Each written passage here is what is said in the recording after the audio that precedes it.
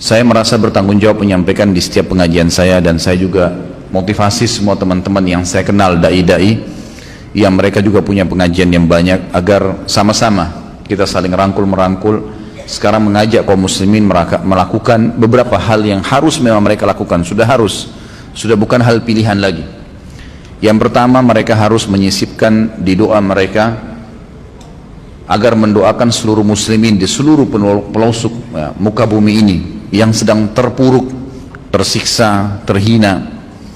Tiap hari minimal ada satu orang dari muslim Palestina terbunuh, hampir tiap hari. Itu minimal, bisa lebih daripada itu. Tapi karena sudah bertahun-tahun berjalan, akhirnya hati kita sudah tidak memperdulikan lagi masalah itu. Padahal ini tidak boleh. Kata Nabi SAW, man lam yahtammu bi umuri muslimin falaysa minhum. Siapa yang tidak peduli dengan keadaan muslimin, saudaranya muslim, bukan dari golongan mereka. Kita lihat dan kita sudah dengar sekarang berjalan berapa tahun di Syria, saudara-saudara kita, sampai saya lihat cuplikannya itu luar biasa. Anak-anak kecil sampai pungutin sisa-sisa roti yang sudah tercampur dengan tanah dan menjadi serpian-serpian kecil, lalu disorting oleh seseorang yang sedang kebetulan lewat dan diangkat di YouTube. Ditanya mereka, apa yang sedang kalian lakukan? Mereka bilang, anak kecil ini, kami sedang makan. Jadi sambil dia ngobrol, dia tidak melihat ke arah kamera. Mereka berdua, adik kakak perempuan dan laki-laki itu memilah-milah dari tanah serpian-serpian roti kecil. Ada yang mereka langsung masukkan ke dalam mulut mereka karena sudah berhari-hari nggak makan. Dan di sana ada Bashar, semoga Allah menyelesaikan urusan dia di muka bumi ini. Dia telah membunuh sampai hari ini 230.000 orang dari ahli sunnah. Siapa Bashar? Adalah orang Syiah, orang-orang yang menganut faham Syiah. Dan kita sudah tahu Syiah ini, kaum muslimin, Syiah ini adalah kelompok yang dibentuk oleh orang Yahudi. Buka mata kalian, mereka ini kelompok yang sesat dan salah.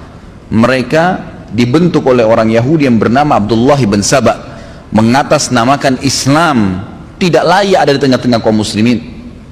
Di zaman Nabi SAW, pada saat orang-orang ada yang memfitnah Aisyah radhiyallahu anha dengan berzina, Abdullah bin Abi Salul, pimpinan orang munafikin, dan beberapa sahabat juga sempat kena fitnah waktu itu. Waktu terbukti beliau tidak berzina, maka dicambuk 80 jerah.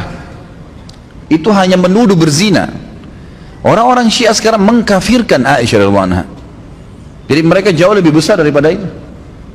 Kata Nabi SAW, siapa yang mengkafirkan seorang muslim, maka kalimat kafir itu akan kembali kepada salah satu dari keduanya.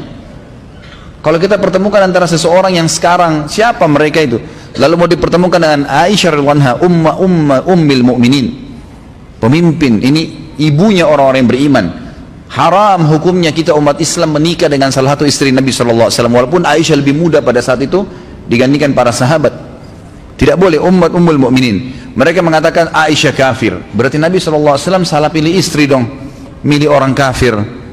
Kita tahu dalam konsep agama kita, dan orang-orang Syiah yang mengaku Islam itu pun tahu, mereka mengatakan bahwasanya orang, dan kita tahu, paham itu, kalau seorang laki-laki dan perempuan tidak bercerai di dunia, maka mereka akan bersama di mana?